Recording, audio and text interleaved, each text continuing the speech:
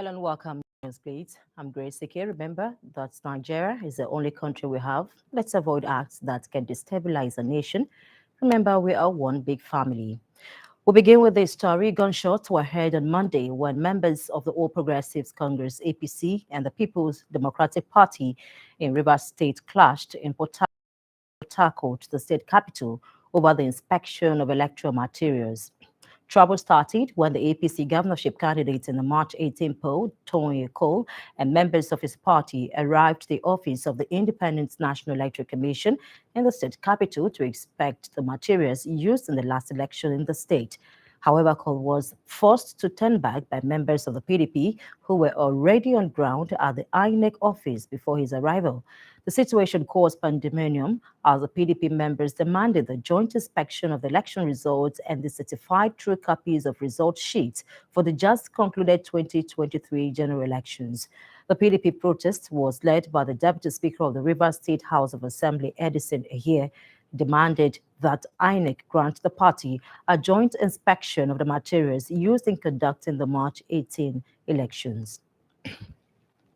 Meanwhile, the Kaduna State government has imposed a 24-hour curfew on Sabongari Nasarawa communities in the Chukunduku government area of the state following killing of two persons. In a statement by the State Commissioner for Internal Security and Home Affairs, Samuel Aruan, the curfew is with immediate effect. Mr. Ruan also said the decision was reached following a breakdown of law and order that led to loss of two lives and in an incident of urban gang violence. The commissioner added that security agencies have been directed to enforce the curfew in the area and restore order while investigation into the incident has commenced. In the meantime, scores have been feared killed after gunmen on Sunday invaded communities in Oganegu ward of Dekina local government area of Kogi State.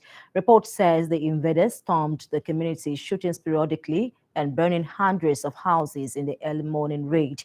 Many residents are said to have fled the communities in the wake of the assault, even as it remains unclear what the reason behind the invasion was.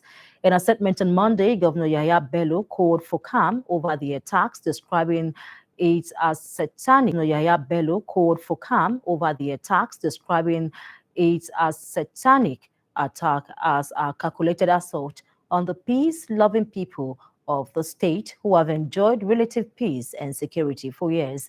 Governor Bello said his administration will continue to phase out crisis entrepreneurs from the state and ensure that those involved shall be brought to book under the law.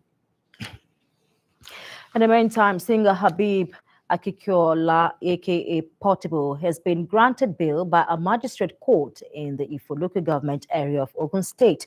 This followed the singer's arraignment on Monday by the Ogun State Police Command. He was arraigned on 5 counts bordering on assault before the court, presided over by the chief magistrate. The accused, however, pleaded not guilty to the charges. Delivering his ruling on application for bail made by the singer's counsel, the presiding judge said the offenses are bailable and granted him bail with the sum of 300,000 naira and Witu Shati, who must reside within the jurisdiction of the Honorable Court. The Lagos High Court, sitting at the Tafawa Balewa Square on Lagos Island, has dismissed a no-case submission filed by the suspended Assistant Superintendent of Police, ESP Drambi Vandi, who allegedly killed a Lagos-based lawyer, Mobolanle Rahim, on December 25, 2022. Justice Ibironke Harrison on Monday ordered the defendant to open his defense and it has been made against him. In his application on the no-case submission, Vandi had asked the court to dismiss the suit and discharge him, claiming that he had no case to answer. Oduntola, who argued that the pathologist who testified mentioned that the bullet penetrated from the left through the armpit, while the prosecution stated that the deceased was shot in the chest. Moving on, A lawmaker representing Borno South Senatorial District, Ali Ndume, says the leadership of the yet-to-be inaugurated 10th National Assembly should be open and not zoned to geopolitical locations in the country. Ndume said he was waiting on his party, the ruling party, the All Progressives Congress, to move a decision on the leadership of the incoming Senate and House of Representatives. The APC won majority of the legislative seats during the elections with over 55 Senate seats out of 109 and over 160 out of 360 House of Representatives seats. Many APC chieftains and legislative member-elect have expressed interest in the highly contested position in the red and green chambers. However, Ndume said the time is not yet ripe for him to be the Senate president, though the Constitution does not stop him from contesting.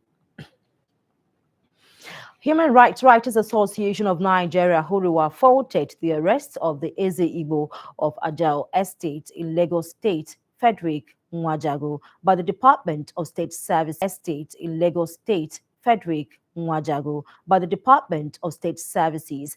The National Coordinator, Comrade Emmanuel Onwubiko, Human Rights Writers Association of Nigeria, made this known in a press briefing in the nation's capital. He also slammed the secret police and the Nigeria Police Force for their deliberate actions of not arresting some of the foot soldiers of politicians who said vile and abominable things before, during, and after the 2023 general elections, thereby triggering tribal attacks in some parts of the country.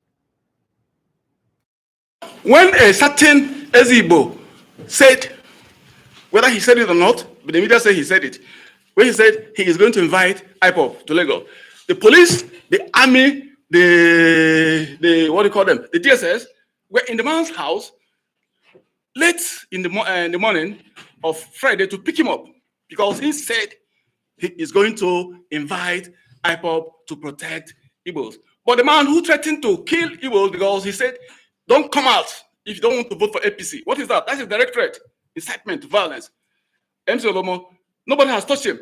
The spokesman of the police, he went to channels and was turning the whole thing into a joke. He said MC Olomo's statement was just a joke. And he also added that MC Olomo's statement was being investigated by the Commissioner of Police. And the Commissioner of Police himself also confirmed that he was investigating MC Olomo. That investigation is still going on. But nobody told us that they were investigating the man who said he was going to invite IPOP members to Lagos. We're not in support of what the man said, but what we're saying is that what is good for the goose is good for the gander.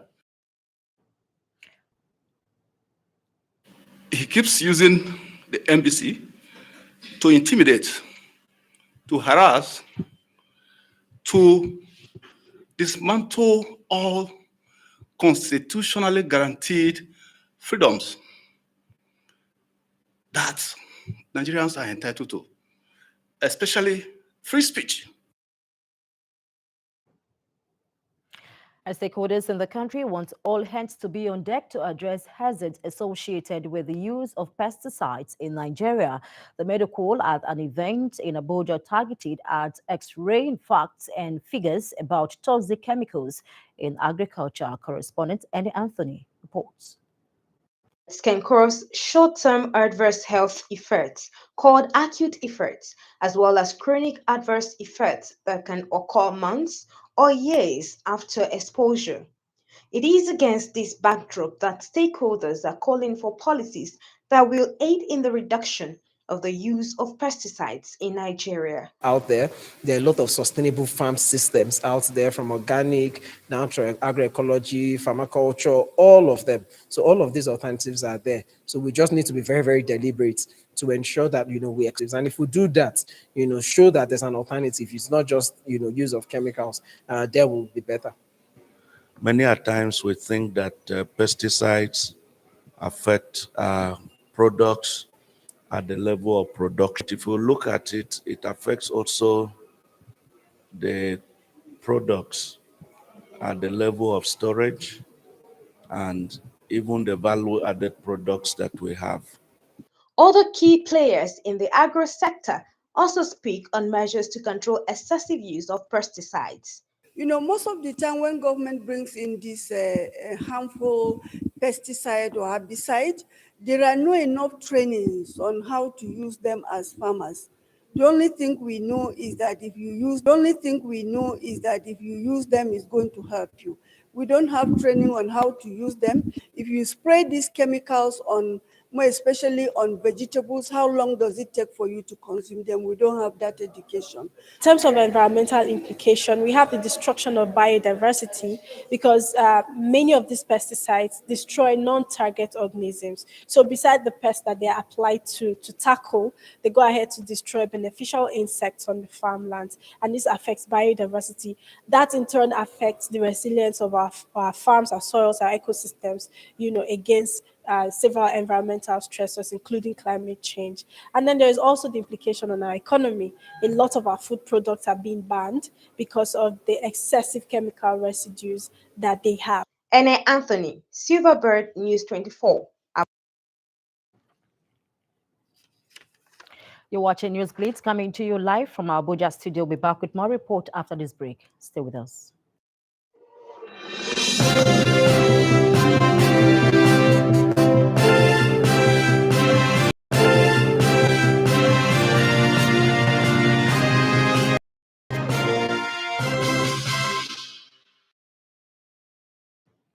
The country's external reserves fell by $1.46 billion between January and March. This is according to the figures obtained from the Central Bank of Nigeria. The reverse ended February 27, 2023 at $36.67 billion. Figures obtained from the CBN's data on movement of external reserves show that the reserves, which stood at $36.99 billion as of the end of January 2023, fell to $35.53 billion as of the end of March 32,023. Meanwhile, career mentors have expressed displeasure over the constantly rising unemployment rates and its contributing factors in the country. They disclosed this in Abuja, where the lamented ordeals job seekers go through as they urge youth to equip themselves with readily available digital skills that will give them an edge while job hunting. Our correspondent Chukwemeka Okonji completes this report. A 2023 macroeconomic outlook estimates that Nigeria's unemployment rate will hit 37% in 2023. Stakeholders at this event consider this a worrisome that spells rise in poverty headcount, a menace that calls for concern. So if I was trying to say we don't want people to travel out of the country, how about people that have decided to be in the country without no jobs? Or those that are even having jobs, but they are underemployed. You pay them peanuts. You don't value them. Employers treat their staff as if they're their extension of their house slaves. A lot of things contributes to the unemployment that we have. But again, we cannot continue to complain and not do anything about it. And doing something about it is what AdSAF is trying to do. Stepping into the space and saying, you know what, let's prepare the applicants. Let's call the employers. Let's bring a meeting between them and see who is going to help out at the end of the day. With over 50,000 graduates annually and more prospective students busy applying for university study, this is further saturating the jobless labor force. I would advise that while taking that JAM form, while going to school, you are acquiring a skill to enable you stand out in the midst of plenty. That you have a degree is not just it. That you have all A's is not just it. In the Nigeria today, having skill is enough for you to stand out with or without the certificate. Acquisition of skills, digital skills, because that's where the world is going now, for them to be employable. So they need to acquire these skills. And to acquire these skills is not far-fetched, it's not so difficult. There are so many organizations offering courses and trainings, free trainings for them to acquire these skills and to become more employable in Nigeria and abroad, without even going abroad. The need to narrow the gap between the qualified employable applicant and a potential employer is just one among the numerous challenges facing the labor sector, a burden the Talk Office has chosen to carry. Chukwemeka Okonji, Silverbird News 24, Abuja. You're watching Newsblitz coming to you live from our Abuja studio. We'll be back with more report after this break. Stay with us.